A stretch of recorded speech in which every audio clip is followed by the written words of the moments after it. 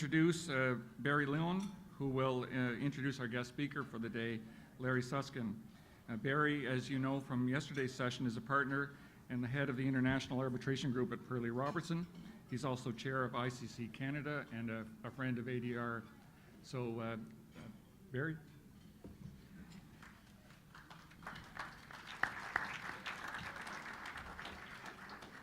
So for those of you who don't know, let me give you a quick introduction to Larry Susskind, who is our guest speaker today. Larry is a member of the MIT faculty and has been for more than 40 years. He's a co-founder of the famous program on negotiation at Harvard Law School. It includes a multidisciplinary faculty of students and staff from Harvard, MIT, and Tufts, and is renowned for teaching, training, research and publications in negotiation, mediation, and related fields. Larry is also a founder and senior mediator at Consensus Building Institute, a Cambridge-based not-for-profit that since 1993 has provided has been a leading mediation service provider. Its mission is empowering leaders around the world to collaborate, negotiate, and resolve conflicts. It empowers stakeholders, public and private, government and community, to resolve issues, reach better, more durable agreements, and build stronger relationships. Larry worked last year with the National Judicial Institute of Canada on a study of judicial dispute resolution. And it's that brings him here today.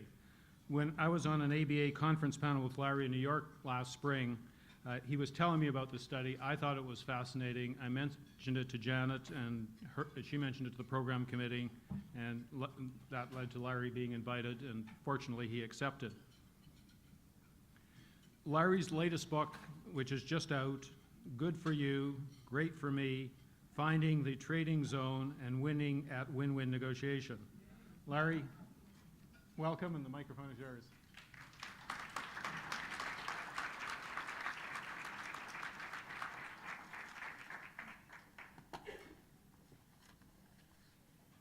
Thanks very much.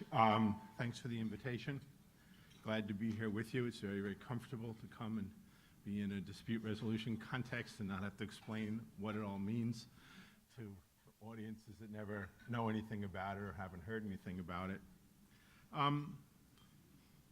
As you heard, I had a chance to work last year with the judiciary in Alberta, and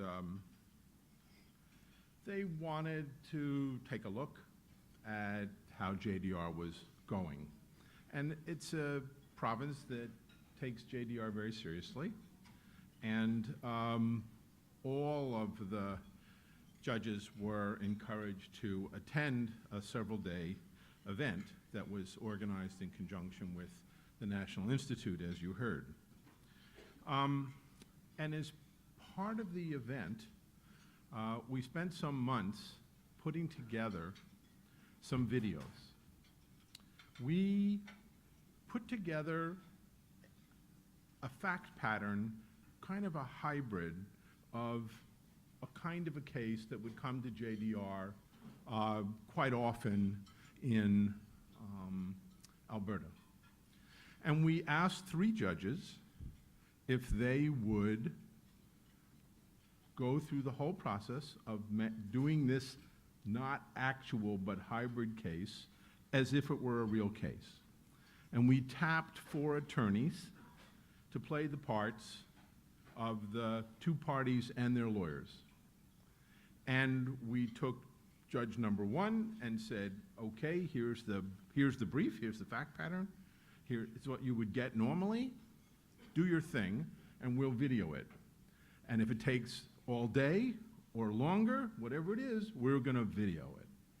And we did that with Judge 1, and then we did with same case, same people playing the 4 parts, Judge 2, then Judge 3.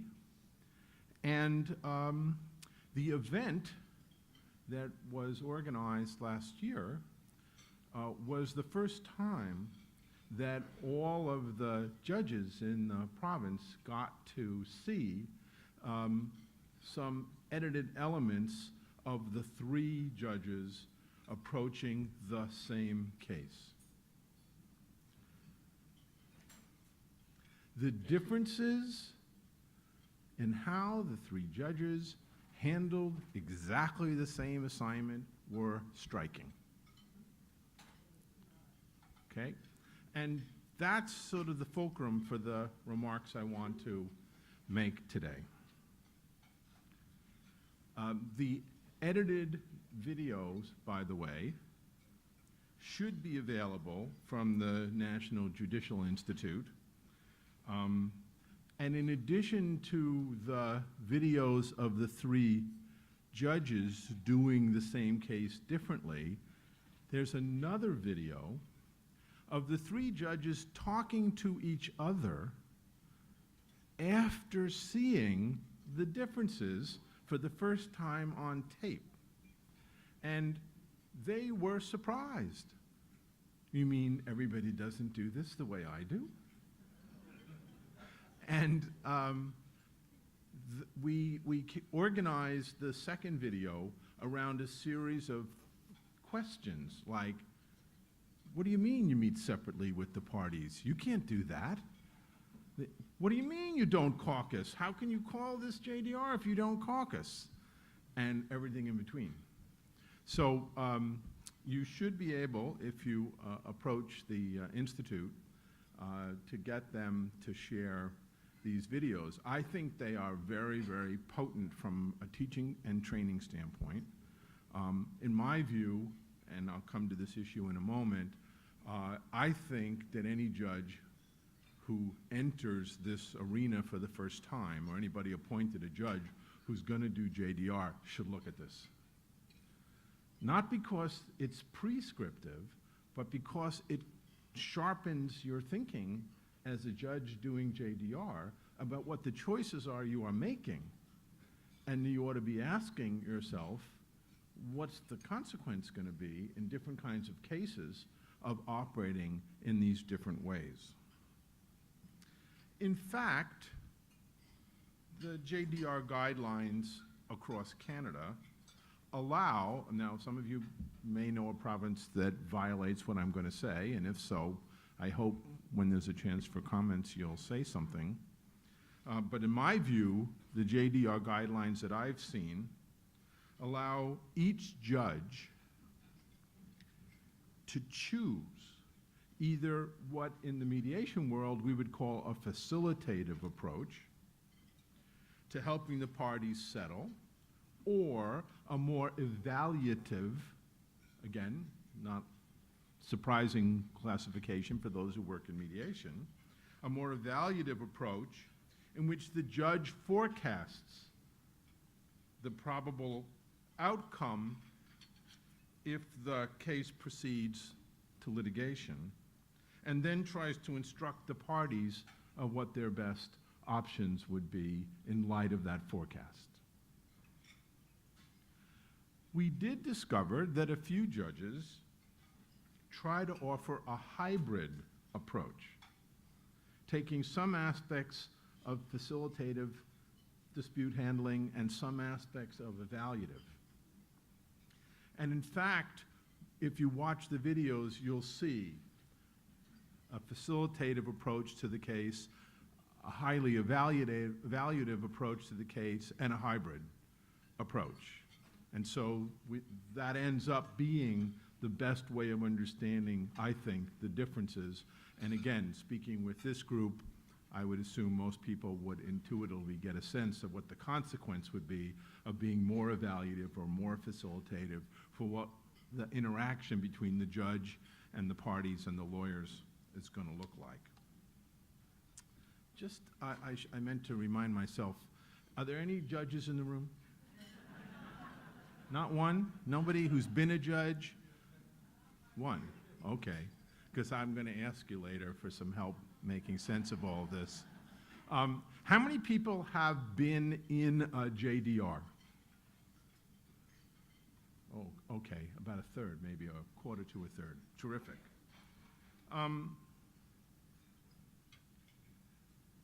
The differences in the approaches of the judges, and again, I'm going to use these three maybe slightly overdrawn characterizations of three different approaches or styles.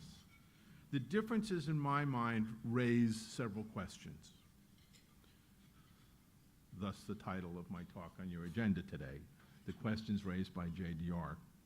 Question one, is it fair to litigants if judges in the same province adopt radically different approaches to achieving settlement?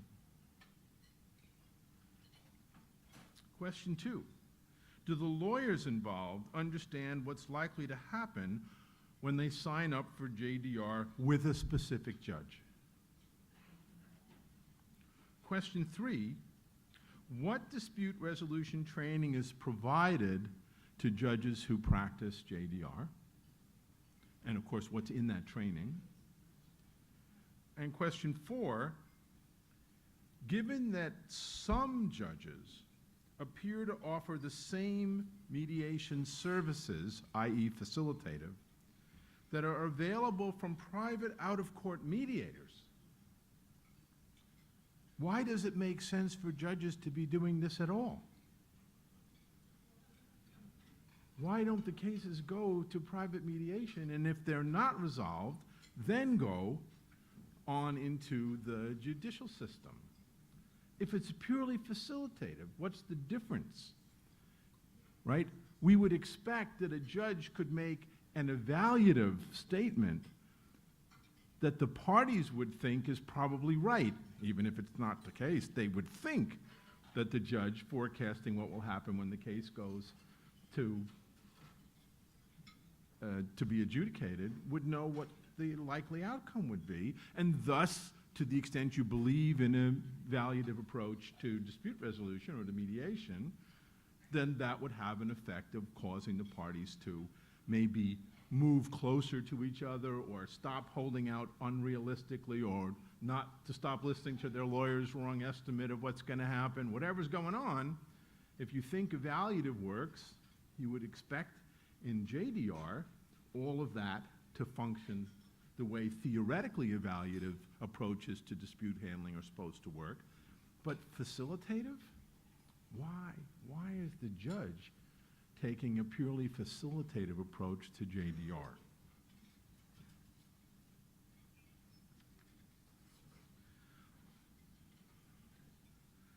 A few of the judges that I've met in Canada appeared to be capable of switching back and forth between facilitative and evaluative modes. There are some. Relying on caucusing and joint problem solving in a facilitative mode some of the time, but knowing when, how, and whether to introduce a forecast of what might happen if the case goes to litigation. If all the judges in a provincial system can use either method and can switch back and forth, then variations in the approaches to JDR used by judges probably won't be an issue, because they would be using their discretion about when one is best for that set of circumstances, given those parties and given their relationship and given the strength of the arguments and so on. But, as many judges reported to me, they are not inclined to move from one approach to the other, in which case the variation then becomes a question or becomes the four questions that I raised. And now I'm just going to talk about Alberta, but there are people here who know this province and and I'm going to desperately try to end on time to have 15 minutes of comments and questions. So those of you who know something different from what I'm about to say in this province, I hope you will raise it. In Alberta, JDR judges are not required to receive any formal training in techniques of dispute settlement before they take on JDR responsibilities. The presumption is, if you're a judge, you know how to do this. To me, such a lack of training is a mistake. Because just because someone's appointed to the bench doesn't mean that they're skilled in settlement techniques. At the very least, I would have expected new judges to shadow more experienced JDR judges in their district before being asked to handle JDR cases on their own. In my mind, one of the reasons, one of the explanations for this variation is that people are not coming through any kind of common training program. And they're not even watching each other, which is why they were surprised when they saw the video.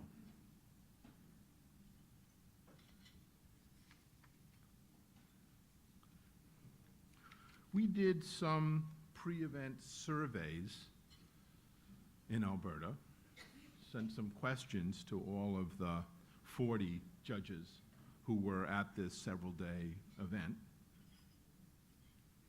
One of the questions I put was the following: JDR is not new to the Court of Queen's Bench of Alberta. In your opinion, has JDR produced positive results most of the time when it has been used?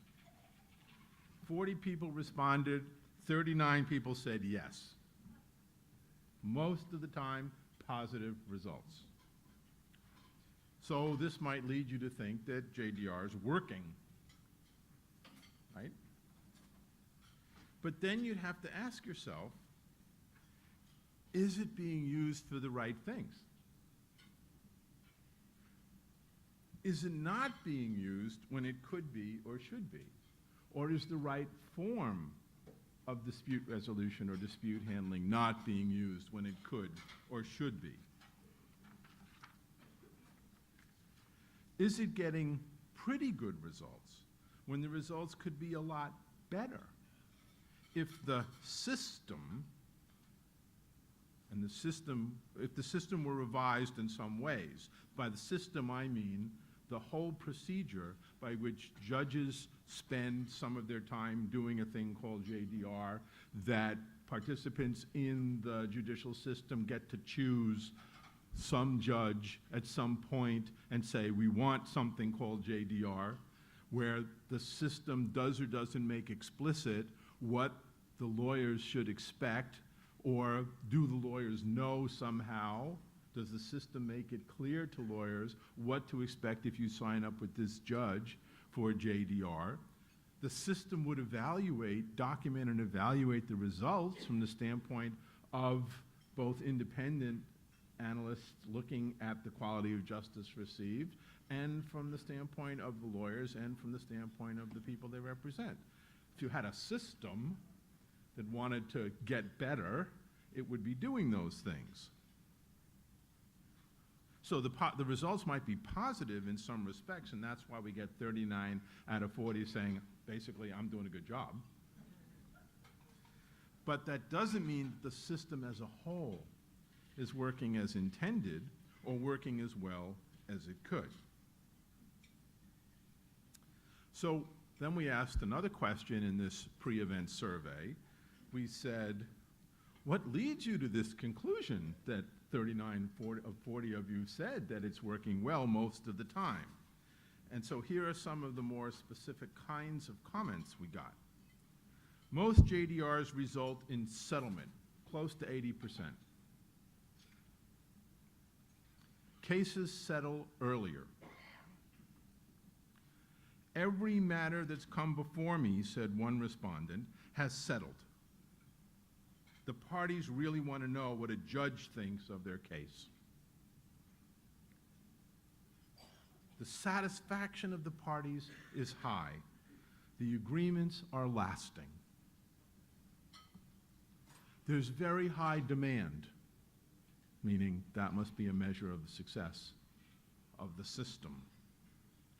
We resolve cases and give people direct access to participatory justice.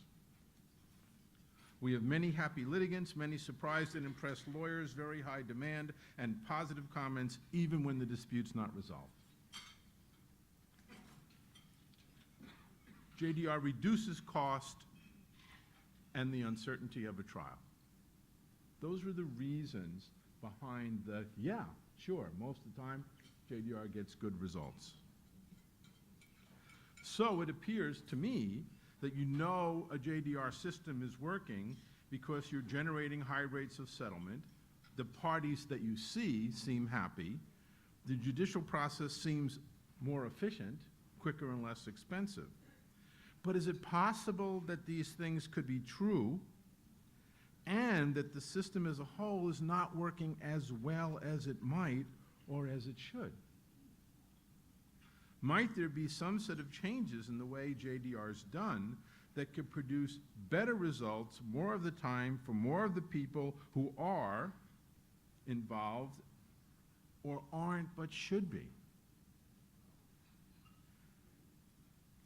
Given the emphasis the system places on confidentiality, it's not clear to me we are really aware of the trends or patterns or results of JDR in the short term or the long term.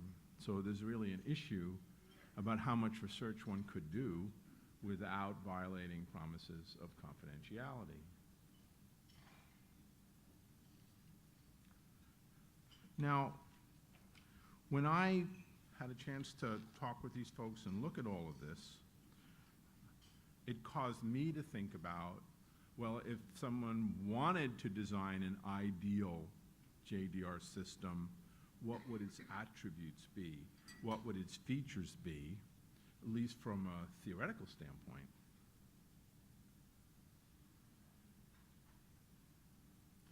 What if all cases headed to JDR first went through out-of-court facilitative mediation?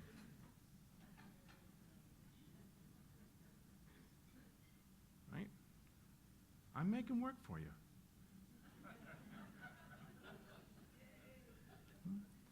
In other words, we would say, go do facilitative mediation with a trained mediator who knows how to do facilitative mediation, where you know what you're going to expect. Go with your lawyer.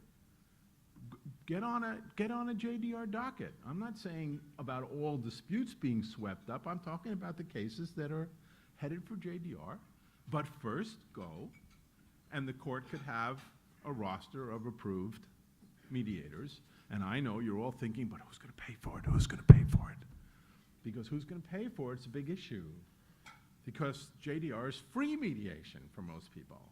And so the question is, if we wanted to move the facilitative mediation activity out in front of JDR and have independent mediators provide that service, then that would have to be a cost that the judicial system would have to pick up. My argument is there would be sufficient savings in the rest of the judicial process so that more cases could be handled by judges doing what judges do best, in my view, that the costs, in fact, would not be that much higher, but that's a debatable point. In my view, it's the lack of training of judges in dispute resolution or mediation skills that leads to this variation, and that the variation raises questions about whether cases are matched properly with the form of dispute resolution most likely to get the best result, both in terms of the efficiency of the system and also the quality of justice produced.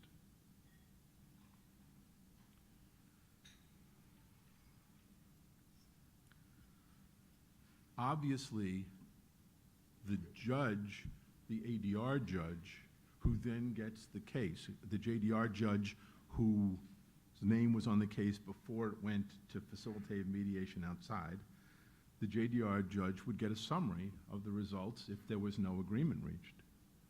Because they're still a JDR judge. They're not handling the litigation. And then at that point, I would expect the JDR judge to emphasize more heavily an evaluative form of dispute resolution, which in my view is, I'm equally troubled by having private mediators pretending to be evaluative mediators as if they really can predict what's going to happen when the case goes to court. That's what the judge can do in JDR that the private mediator can't. So I'm talking about differentiating these two functions and having a system where the litigants get the best of both, I think. So it could be that the JDR judge uses some hybrid form, still some elements of a facilitative approach, picking up on what did or didn't happen as described in the report from the outside mediator if there was no resolution. But I presume more of an emphasis on evaluative forms of dispute resolution. And then, if the mediation fails and the JDR fails, we would then expect the case to go to a different judge who would then hear it. As been pointed out by others, JDR, or any effort at settlement facilitated by a judge, makes sense only if 4 conditions are met. I'm now reading from the work of David Hoffman and others. Judges, and Judge Cratsley, by the way, one of my colleagues at Harvard, judges who try to settle a dispute are prohibited from subsequently hearing that case. That, I think, everyone in Canada buys. But if you come down south of the border, I can tell you some very strange things that happen where we have no JDR, but judges attempt to be settlement judges for the first part of the case. And if it doesn't work, then the same judge is continuing to hear the case. Now that's an absolute violation of what I would say are one of the central tenets that Canada has established in the way in which JDR is done here. Second condition that has to be met is parties and their lawyers are required to give written consent prior to any judicial dispute resolution effort. So any appearance of coercion can be set aside.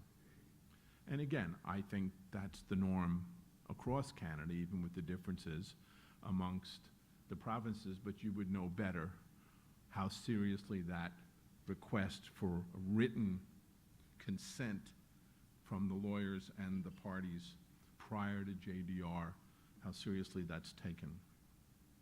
The third is that there's prior disclosure of the settlement technique that judges intend to use. Now, in the legal literature, that is listed as a premise about JDR of equal importance to the first two. I don't believe that's done here, because I don't think people would even know how to characterize what the technique was that they were intending to use. So there's an issue of the freedom of the parties to enter into dispute resolution with knowledge beforehand. And I would argue, as others have, that judges receive appropriate training in settlement techniques. And again, I don't see that being true across the board. So if we said, as others who have written about this, that those are 4 conditions for JDR, first you meet those. My view is, even if people are 80% of people are so satisfied that they reach agreement in Alberta, it's not obvious to me that because of the way the system is set up, that all of these more fundamental conditions are being met. And thus, I think the system can be improved. I think when the system is improved, that there's a way to separate purely facilitative mediation from the hybrid and evaluative versions of JDR, and to track those cases into facilitative mediation by private mediators and know how to do that. That all the timing of it, the sequencing of it, the payment of it would all have to be done in relation to the court. But still, my sense is we have reason to ask whether the variation should be as great as it is, and what does it mean that it's so great, and if it raises worries for you as it does for me, then you might step back and think about the whole system and how it can operate. So I'll stop at that point. I hope I provoked some conversation. There's a microphone there, there's a microphone there. You need to go to the microphone so that the translator can hear you. And so also, I don't know how the video camera is going to pick everybody up, but they're videoing this event. So please do walk to the mic if you have a question or a comment. Larry, we have 10 minutes. Okay, we have 10 minutes then? Yes, Larry, I wonder how long ago you did this session in Alberta? last winter, late last fall. During those conversations, was there much discussion about the Alberta Court of Queen's Bench rules mandating mediation called Rule 416? And it had died at the time. Any comments on why and how that played out? I'm the wrong person to ask about how it's played out. Maybe somebody else here would like to take that on, but it's an issue. And all of these systems are in motion. Some where there's a lot more attention by the court to how things are going are very focused on trying to do certain things better or do certain things differently. Cost, of course, is a big driving factor in a lot of this. So what should go to JDR? I mean, there are judges in Alberta who wish there was a cutoff point for the value of cases, for example, so there'd be less small cases coming to JDR. I don't know how to judge what the proposed change in rules is or has done. Yes.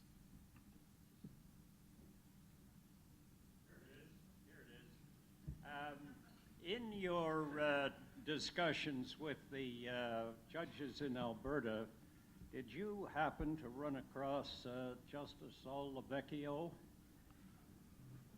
who is a friend of mine and I thought would be on the very, very front end of these discussions? That night might not be of any consequence whatsoever. What I promised everybody participating in that event was anonymity unless and until there were videos that they signed off on. All right, well, I'll call them then. How's that? Can you tell me whether you asked the three judges to portray the three ambits of the spectrum, or did that just happen by accident, in which case it's very fortunate?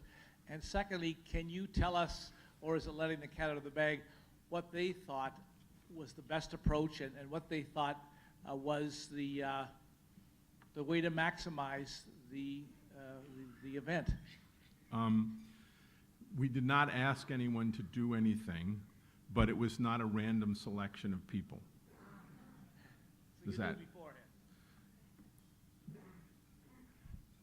It's hard to know what somebody will do in real life, in real time, in front of a camera, but we certainly were thinking hard about who we were asking to volunteer to do these.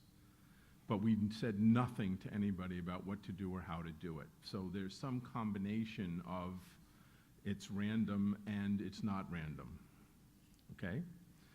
That's really all I'm permitted to say. But relative to your second point, which is really critical, we had, I thought, a very good discussion after people saw the videos and after people watched the judges talking amongst themselves on video, and the judges were present during the conversation. There are some people, some judges, who feel quite strongly that you ought to take a facilitative approach so that the parties own what happens. And there are other judges who, and I think I would put myself in their camp, who say if it's a purely facilitative conversation, why are judges doing this? Why are not other mediators whose thing that is doing it?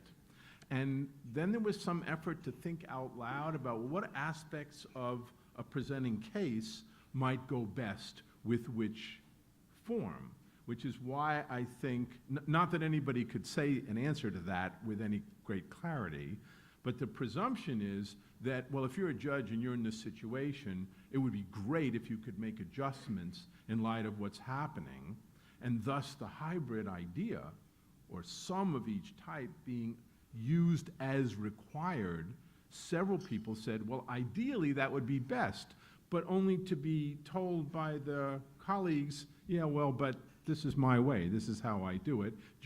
Lawyers choose me because they know what I do. When you say adjudicative, do you mean saying it in front of both parties, or do you mean saying it only to one party? You know, you're not No, gonna- no, no, you must say everything must to have both both parties. There was a big debate about caucusing, right? Mediators, professional mediators can't imagine operating without caucusing. You have to have some caucusing. But there are judges who believe that it's a fundamental violation to meet separately with the parties and their attorneys. So how could you do facilitative mediation if you personally believe it's a violation of your judicial obligations to meet privately with the parties? Which is what led me to argue for, well, maybe get on a JDR track, then go to private facilitative mediation. If it fails, then go back, have the JDR judge go forward using an evaluative or a hybrid approach. And if that fails, then it goes to another judge who hears it through litigation. Thank you, Professor Susskind. I'm a private mediator in Ontario, and we have in the larger cities mandatory mediation that came in about close to 20 years ago. Initially, there was a lot of resistance to buy-in. It was just an added-on litigation step. But I think now it's been accepted as a plus. Then, if the mediation doesn't resolve the action, there's a pretrial conference, which I think is somewhat close to judicial dispute resolution. By that time, I would submit JDR pretrial. It's really too late in the game to settle the case. It's a problem because the case has already been mediated. So I would think that if you're going to have, as you suggest, and I agree with it, a first attempt at facilitative private mediation, I think that should be it, as opposed to two mediations, the out of the court private facilitative, and then the pretrial JDR, because it's going to, and you will refer to it, it's going to be costly because it's two levels, but more importantly, there's going to be a mental resistance by litigants to having to mediate twice. It's a wonderful comment, and not only because it allows me to remind you that I have a book on the subject. There's a couple copies up here you can look at, and there's a flyer up here if you want to look at it, or you can just look on Amazon. In my view, the point of your comment derives from what you think settlement requires, okay? If you think settlement requires moving what in the theoretical world of negotiation we would call people's reservation values or their BATNAs from being too far apart to closer together, and the mediator meets privately in caucus and says, what do you want? And person says, outrageous amount times 100, and the other person says, you know, in caucus, no way I'm giving them anything, and then the mediator shuttles back and forth, trying to get them to be more realistic, trying to invent other things they haven't thought about that they could trade, that could create value and reach a resolution.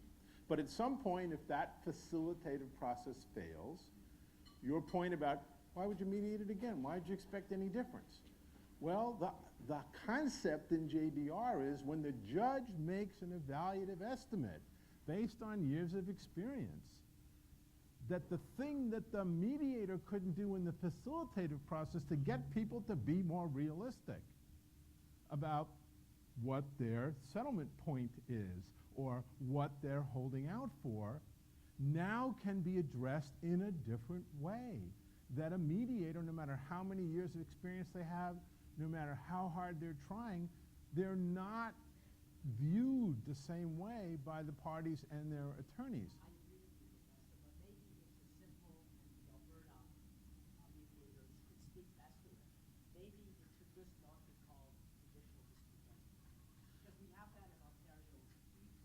Yeah. She can't hear. Yeah, she can't hear you, that's the problem. You need to be the mic. Okay. I agree with all your comments. I just think that by calling it judicial dispute resolution, either, as you suggest, Professor, train the judges better to do it properly, or if you're going to outsource it to first level facilitative, that's great too, but then change the name from JDR to something else, and the judges will still do the same thing. I'm looking at it from the point of view of from a marketing point of view, of getting buy-in. Yeah. I'm glad to have further conversation with you going forward. I don't want to do anything to undermine Canada's commitment to what it calls JDR. I run around the rest of the world trying to get other people to look at it and do something like it. So I don't want to see any pullback from that language myself. And even other countries like Australia and New Zealand and the Philippines and Israel and China, where they have aspects of JDR, can learn a lot from Canada. So nothing I'm saying wants me to lead people away from that. I just want to begin to talk about what happens inside of it. Yeah. My question's a simple one, and that is whether or not in your discussion with the judges, the idea of using facilitative procedures for certain types of disputes as opposed to other types of disputes came up, and if so, what, if anything, was the conclusion? To me, that relates to how ambidextrous the judge thinks she or he is. It isn't so much whether it on paper looks like it's the right fit, it's whether the judge feels that I can do either one depending on what it makes sense to do, and that's not what we see. And so the judge says it's all on the lawyers to sign up for the right JDR week with the right judge, because I do it this way. This is what I do. So don't bring your wrong case here to my JDR court. It isn't that most judges feel they have this multiplicity of capabilities. If they did, then I think we'd love to know what this matching is, or, and this is even more radical, especially for Canada, you don't have the parties choose the judge. You have the court assign the JDR judge to the case. And that is how JDR is done in other parts of the world.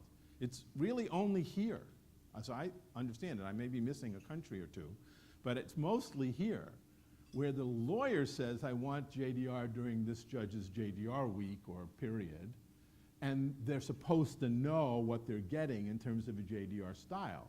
But you could have a panel evaluate the case and assign the judge with the appropriate mix of skills. That would be a radical change in how people have been thinking about marketing JDR. Yeah.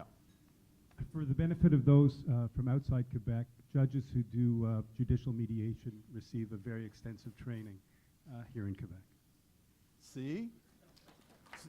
It's not me making it up that you could do this training. It's just there has to be a system that attaches importance to the training. I think that's very important. I'm being told my time is up. You have. And I'm sorry, I'm just trying to keep us on track. One last question. Very quickly, just wondering what's going to happen with this research. I'm with the ADR Institute of Alberta. So what's going to be happening with this, and is it public information? On the U.S. side, the dispute resolution section of the American Bar Association has a journal, and I've published part of what I was saying recently in that journal. And there are a number of other academic outlets where these kinds of issues are being looked at. Most people are writing without any data because of the confidentiality issue. They can't get to the data. It's my hope you'll press your national institute to take the research side of this province versus province more seriously. So there's no specific plan. I believe that these videos stand on their own as a wonderful teaching and training tool. With the right, with the right trainer sitting with new judges, watching these videos, you can raise every issue with a new judge. And they've never had a resource like this, because this is actual judges doing in real time a case a lot like a case that the JDR judge is likely to get. So please nag the National Judicial Institute to make these materials available for teaching and training. Any more questions, but if I might just put some context around the Alberta experience, if I might. I'm an Alberta counsel, so I live this. So number one, our Associate Chief Justice Rook has his master's in ADR. Yep. So he's very pro ADR. Also, our case manager, our original case manager, was a pioneer in ADR in our province, and she did select cases to go to certain judges who made it known what type of ADR they wanted to practice. So as counsel, I do know the type of ADR I'm going into. Now, I'm not saying that it's a perfect system, but I do want to take your point, which is at least they're trying. At least they're trying to move this thing forward, and bravo for that, and yes, it's not perfect, and we need to be better. I would argue Alberta is farther along than any place in thinking about this, organizing it, trying to, I mean, even having this event with the Chief Justice and getting everybody involved, and the willingness to look at all these questions and gather this information. I don't in any way to be saying that Alberta is not a great example of what to do, but the way they're doing it and their openness about looking at it raises these questions. Which are excellent. And that's excellent my questions. goal, is to get people to think about those questions. Thanks very much.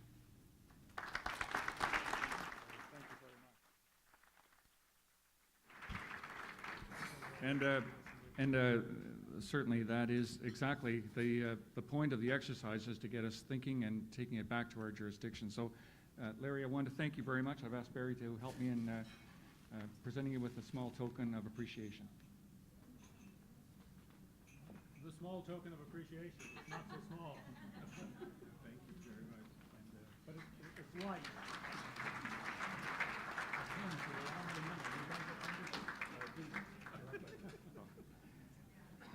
Everyone, I have just a couple of housekeeping matters. I wanted to let you know that at around 4 o'clock, we're going to be back here. Is that right, Janet?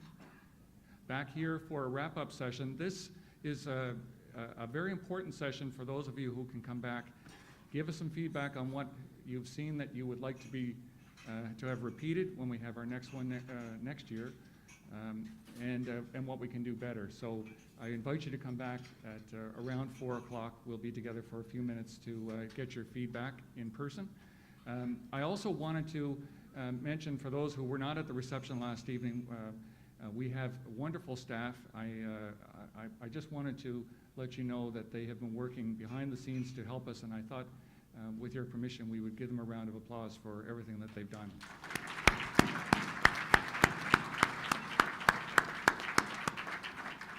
And the bad news is you're already late for your next session.